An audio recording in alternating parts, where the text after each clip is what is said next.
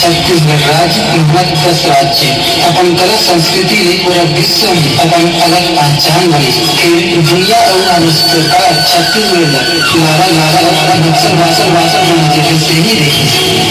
मैं छत्तीसगढ़ महातारी बोला हूँ, सुना तो मैं छत्तीसगढ़ महातारी बोला हूँ। मोर मन के पीड़ा ला आज तुम्हारा आगू में खोला था। मोर हरियर कोरा माँ तुम उपजियो बाड़ियो अपन पेट न पोसे खाते चावल चोर कमायो बरिया ला टोर टोर धन्हा बनाए। मैं देखो बाहर ले आके पैठे देखो माँ छत्तीसगढ़ भुइया ला हदत दिलत आज तुम्हार राज गादला घर बड़कते तुम्हार रजवाड़ा ला लगा के तुम्ही ला धकियावत धकियावत जंगल में लेट के बोझ दे।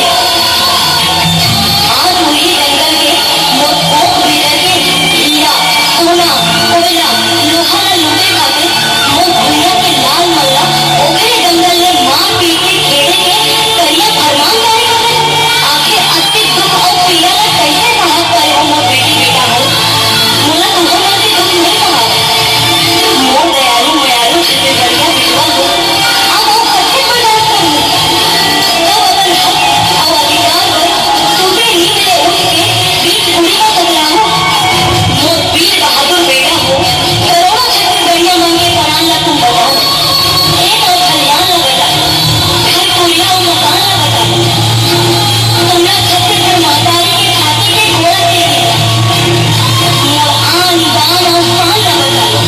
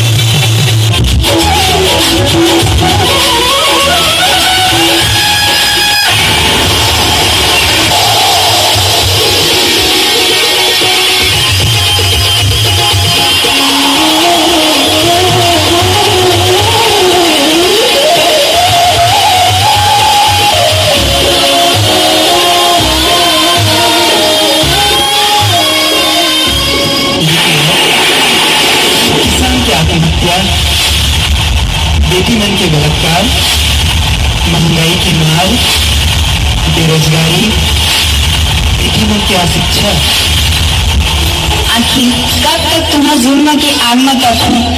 किसान कथे कर्ज के कारण आत्महत्या करत हो। बेटी कथे समाज हमोला ही नजरिया से देखते। मैं खुद की समाज हमोला जिए के हक नहीं दे, एक लिए मैं आत्महत्या करत हो। जनता कथे महंगाई के मार से मरत हो। स्वच्छ भारत अभियान ला मजाक बना के रखी हो। मैं भारत माता ला का जवाब दूं? ये सब के जिम्मेदार कौन है? ये भैया अमर स्वर्ग बना दो, स्वच्छ भारत मिशन सरकार बना दो। ये भारत भैया सस्य श्यामला बना दो